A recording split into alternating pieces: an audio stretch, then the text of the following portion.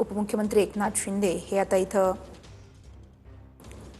दाखल झालेले आहेत। त्यांनी देखील आशाताई भोसले यांच्या पार्थिवाचं अंतिम दर्शन घेतलेलं आहे। त्यांच्यासोबत मंत्री संजय शिरसाट तसेच शंभूराज देसाई असतील, संजय राठोड असतील, हे सगळेच नेते उपस्थित आहेत।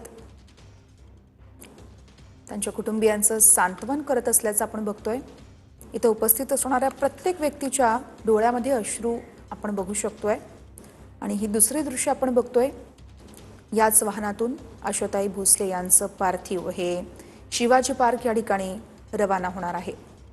कासा ग्रँड एक्झिट गेट या ठिकाणाहून अंत्ययात्रेला सुरुवात होणार आहे। शिवाजी पार्क या ठिकाणी शासकीय इतमामामध्ये अंत्यसंस्कार केले जाणार आहेत। आशाताई भोसले यांच्या अंत्ययात्रेचा मार्ग आपण टीव्ही स्क्रीनवर बघत आहोत। अगदी थोड्याच वेळात इथं अंत्ययात्रेला सुरुवात होईल। परेलमधील निवासस्थानी आशाताई भोसले यांचं पार्थिव ठेवण्यात आलेलं आहे। ही आतली दृश्य आपण बघत असलो तरी बाहेर मात्र मोठ्या प्रमाणामध्ये चाहत्यांनी गर्दी केलेली आहे। आशाताईंचं अंतिम दर्शन घ्यायचंय या भावनेनं हे सगळे चाहते बाहेर वाट पाहतायत। अंत्ययात्रेला सुरुवात झाल्यानंतर मार्ग नेमका कसा असणार आहे ते देखील आपण बघतोय टीव्ही स्क्रीनवरती आपल्या।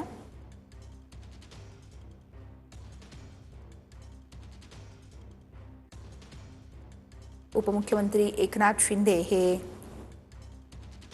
इथं दाखल झालेले आहेत। कुटुंबियांचं सांत्वन करतायत। त्यांच्यासोबतच शिवसेनेचे काही नेते उपस्थित आहेत। आशाताई भोसले यांची नात देखील या ठिकाणी उपस्थित आहे आपण बघतोय।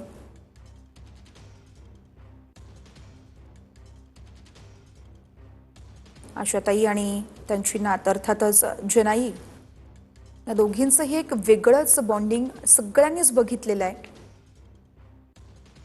आजीला नेहमी एक बिगेस्ट इन्स्पायरेशन असं म्हणून त्या नेहमीच आपल्या सोशल मीडियावरती पोस्ट टाकायच्या। आजीसोबतचे जे बॉन्डिंग आहे ते सर्वांसोबत शेअर करायच्या।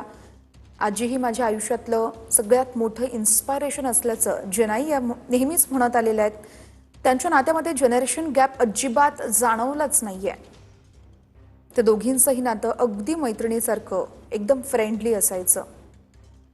प्रताप सरनाईक हे देखील आता इथं पोहोचलेलं आपण बघू शकतो। या दृश्यांमध्ये प्रताप सरनाईक यांनी देखील आशाताई यांच्या पार्थिवाचं इथं अंतिम दर्शन घेतलेलं आहे। कुटुंबियांचं सांत्वन केलं जातंय। उपमुख्यमंत्री एकनाथ शिंदे यांच्यासोबतच शिवसेनेचे देखील आता हे सगळे नेते उपस्थित असल्याचं आपण इथं बघू शकतोय। सकाळपासून सचिन तेंडुलकर असतील, सुप्रिया सुळे असतील, राजकीय नेत्यांसह कलाकार अनेकांनी येऊन आशाताई भोसले यांच्या पार्थिवाचं अंतिम दर्शन घेतलेलं आहे। उद्धव ठाकरे देखील आले होते सहकुटुंब, रश्मी ठाकरे होत्या, आदित्य ठाकरे त्या ठिकाणी उपस्थित होते। त्यांनी देखील कुटुंबियांचं सांत्वन केलं। आशाताईंचं अगदी शेवटचं दर्शन घेतलं। साश्रू नयनांनी इथं सगळेच आशाताईंना अभिवादन करत असल्याचं आपण बघतोय। आशाताईंच्या दर्शनासाठी खरं तर अगदी सर्वसामान्य व्यक्तीपासून ते दिग्गज कलाकार असतील, राजकीय नेते असतील, प्रत्येक जण भावुक झालेला आहे आणि सकाळपासूनच आपण बघतोय सगळ्याच क्षेत्रातील जे व्यक्ती आहेत ते इथं आशाताई भोसले यांच्या पार्थिवाचं अंतिम दर्शन घेण्यासाठी दाखल होत आहेत। आणि आता राज्याचे उपमुख्यमंत्री एकनाथ शिंदे हे देखील दाखल झालेले आहेत। त्यांच्यासोबत संजय शिरसाट, शंभूराज देसाई, संजय राठोड, मंत्री प्रताप सरनाईक हे देखील उपस्थित आहेत।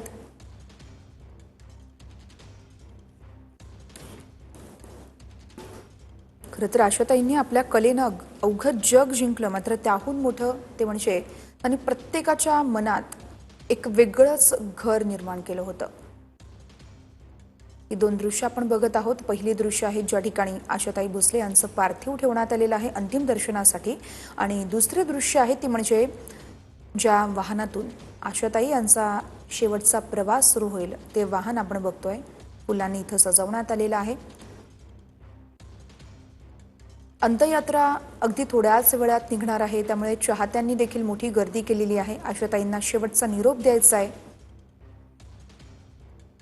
आणि त्यासाठी आता साश्रू नयनांनी खरं तर हे सगळेच चाहते इथे पोहोचल्याचं आपण बघू शकतोय। अगदी थोड्याच वेळात अंत्ययात्रेला सुरुवात होणार आहे। संध्याकाळी 4च्या सुमारास आशाताई भोसले यांच्या पार्थिवावरती शिवाजी पार्क या ठिकाणी अंतिम संस्कार केले जाणार आहेत। शासकीय इतमामामध्ये त्यांच्यावरती अंत्यसंस्कार केले जातील। शायना एनसी या देखील आता दाखल झाल्याचं या दृश्यांमध्ये आपण बघतोय। मंत्री प्रताप सरनाईक आहेत, संजय शिरसाट, शंभूराज देसाई, संजय राठोड हे देखील इथे उपस्थित आहेत।